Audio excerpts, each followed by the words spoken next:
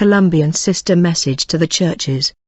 We would like to share with you the experience an 83-year-old Colombian sister recently had, a servant of Elohim who grew up in the church and in the word of Elohim. When she was praying for the church and for the imminent return of Messiah, this sister had an unforgettable supernatural experience. While she was praying, seated on her bed, she was suddenly caught up to heaven, whereas her body was still there, immobilized on her bed. From heaven she looked down and saw thousands and thousands of demons on the earth, which she found painful to look at. It was awful. As she was caught up further up again, she saw a door which was completely open, and once she'd entered through this door, she saw an uncountable army of angels on her right and an uncountable army of angels on her left. In the middle of them, she saw a radiant being seated on a white horse. He had a crown on his head and on his thighs was written, King of Kings, Lord of Lords. His face was so radiant that one could not see it, but she understood from the writings and the crown that it was really the King of Kings and the Lord of Lords, Yeshua. Above, she saw angels even more numerous who were rushing around and who were fussing around the tables in an immensely big place, but the sister did not manage to understand what was happening around her, and then she was taken by Yeshua, who told her, "These angels run because they have to hurry to prepare the wedding supper. Everything is ready, the order is already given by my Father, everything has been fixed from now on. But what is the meaning of all these demons that I first saw on the earth?" Yeshua answered her, "In my word it is written that in the last days demons will be spread on earth like never before, and now they are already released on the earth. That is why the world is in such turmoil. These demons want to destroy my people. They want to tear them away from my presence, to torment them, to scatter them and to distract them so that they are not ready for my return. But what will happen to your people? These demons are horrible." The woman exclaimed. Then Yeshua took her further up and said to her, "Look." And she saw a great army of angels, which one could not count. He said, "Look at my army. It is all powerful. But it is there to set only my people free. Only those who have accepted me as their personal savior and Lord of their life, and who did this with all their heart." Then the sister asked him, "But, those people down there, are they not all yours?"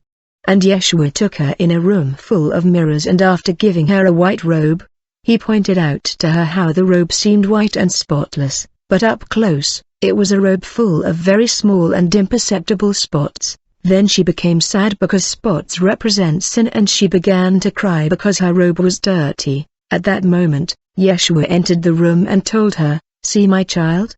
Despite the fact that you were born in the church, that you grew up in the gospel, that you are my servant, that your knees are damaged by dint of praying, in spite of all these, there are still things that I do not like in you. You have to cleanse yourself. Blessed are those who wash their robes and made them white in the blood of the Lamb, that they may have the right to the tree of life and may enter the city by its gates." Then he says, "I am going to show you something stronger," and he took her to the local church which she currently attends in Colombia. It was during a day of service.